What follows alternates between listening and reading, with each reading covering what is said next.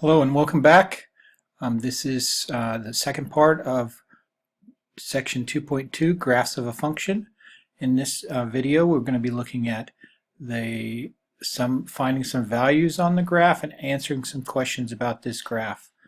And in this case this graph does pass the vertical line test. If we draw vertical lines, they cross only one time, so this is a graph of a function. Now we're going to use function notation on this graph, so we're going to write, since this axis is y and this is x, we're going to write this as y equals f of x as our function name, and then we're going to use that in evaluating and answering some questions. So if this is our function y equals f of x, each x value 6 has some function value. In this case 6 has a function value of 0, some y value or f of x value. Now in the first part of this we're going to do some evaluations. So when they ask you for f of a value, what they're asking for you to do is to look at this as our domain value or input value. They're asking you to find that input value or that x value. In this case here we have an x value of 0, and we're asking for the f of x value or the y value. So they're looking for this answer here is going to be f of 0. So f of 0 is 0 in this case. F of 0, that's going to be the y value when the x value is 0. The domain value is 0, the range value is 0. Now in the second one, it's asking you for f of 6. So we're going to look along the line. This is -4, -2, 0, 2, 4, 5, and 6. So here is our x value or our domain that matches this 6 value right here. So our answer to this is going to be equal to the value that's found in the ordered pair, which in this case is also 0. So f of 6 is also 0. So if we follow that same the same steps here, we will find out what f of 2 and f of -2 here. F of -2 or f of 2 and f of -2. I'll write f of -2 first and f of 2 second. Here in this case, since I already started doing it that way, f of -2 is right here in the graph. So there's f of -2, there's the -2 that goes there. So our answer to f of -2 is 1. Okay, f of 2, that's going to be right here. This is our x value there. So that's going to be -2 for the y value.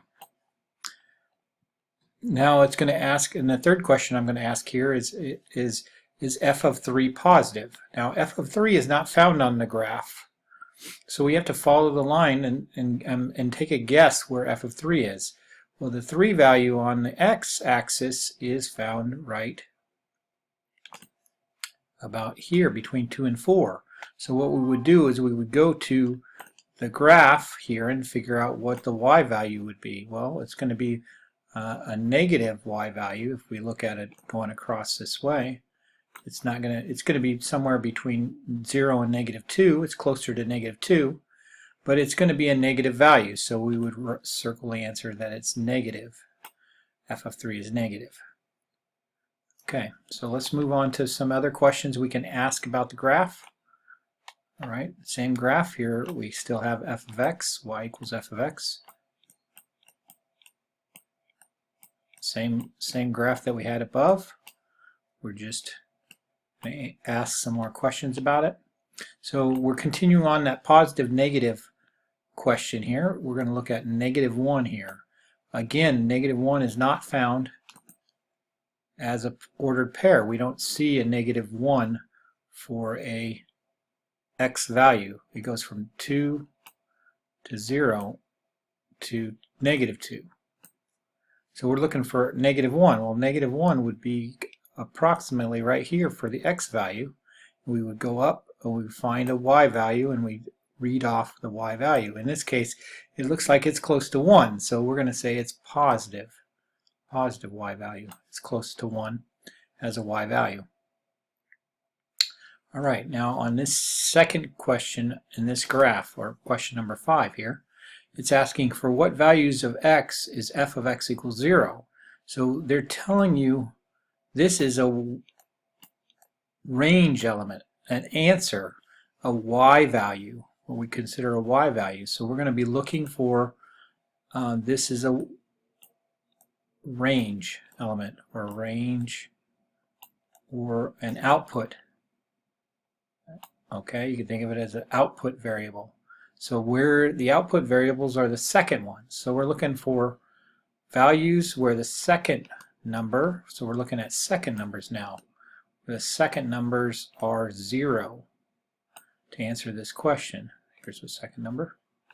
So it looks to me in this graph, hopefully it does to you too, that there are several numbers where the answer is 0 for the y value. So in that case, we want to answer those x values where that occurs. So in this case, we're going to have several x's. We're going to have at 0, we're going to have at 4, and we're going to have at 6. So we have actually 3 values where that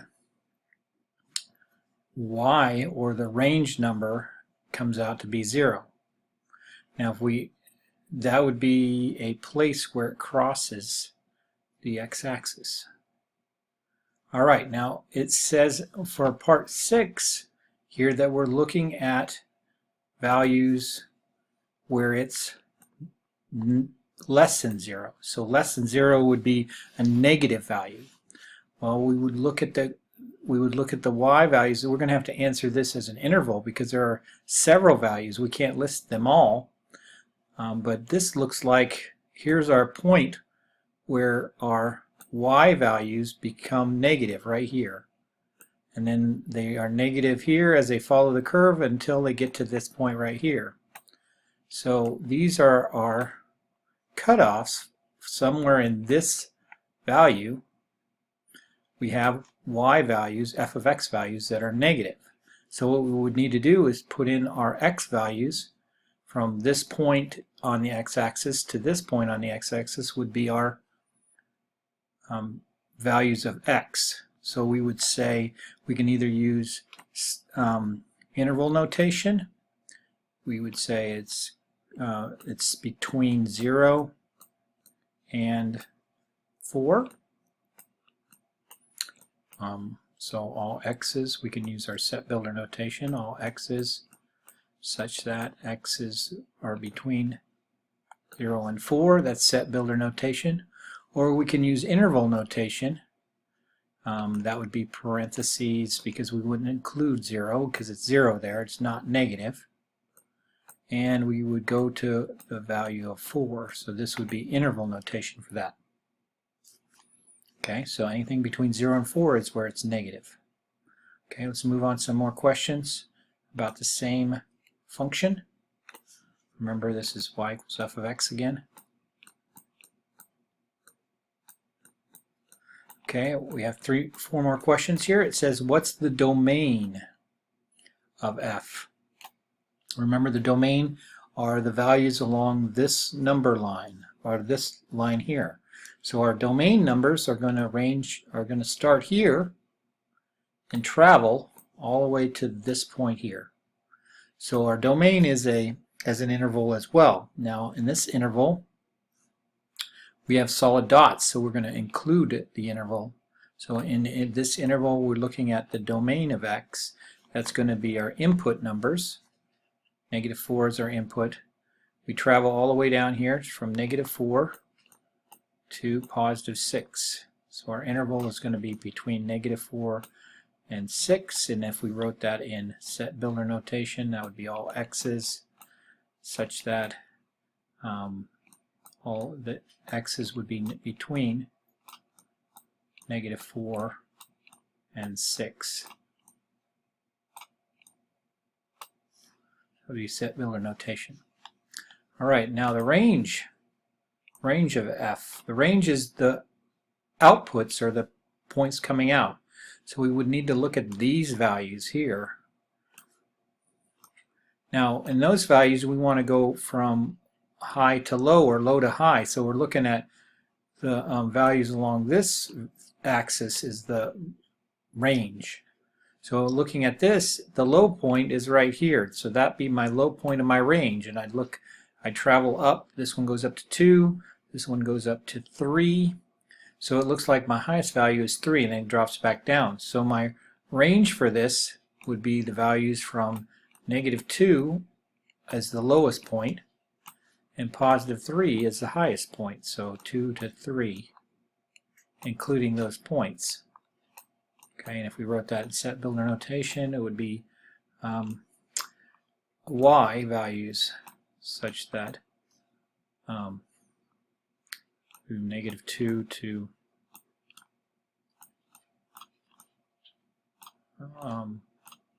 3, and we could put f of x in there as well. So we could write f of x instead of y, and f of x here. In this case, we could do either one because we had a y value here, and we wrote this equation, y equals f of x. Okay, the next two questions ask about intercepts. X-intercepts are where they cross the x-axis. So we're looking at points where they cross this line, the x-axis. That's our x-intercepts. In this case, there are 3 values where that occurs. It happens here, and it happens here. We already answered this question already because we asked above this about when they're 0. So x-intercepts are going to be are going to be 0, 0. Okay.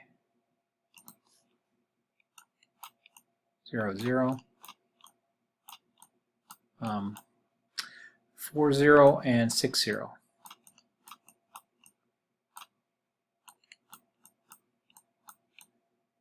Now in a y-intercept, we only have 1. That's where it crosses the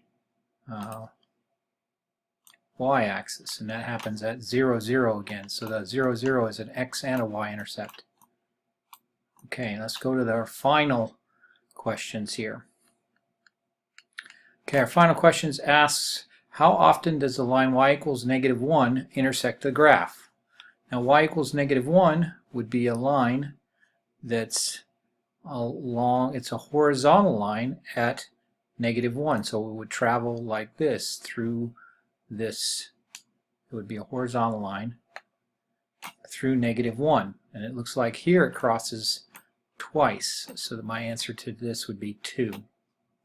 Now the next question asks for a line x equals 1. That's a vertical line at 1.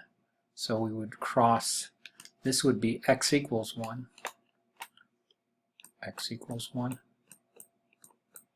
Vertical line, and we'd have 1 solution there. Whereas in the other one it was 2, because this is y equals -1. Okay. Second, question 13 asks for when your function equals 3. So we're looking for when the answer is 3, so it would occur right here. So that would be x equals 5. And in the final question here, it asks when does f of x equal -2. So -2, we would be looking for -2 as our answer. So it's not that one, it's not this one. So that would be this solution right here. So it's at -2 at x equals 2. If there were more than one answer there, you'd write both answers.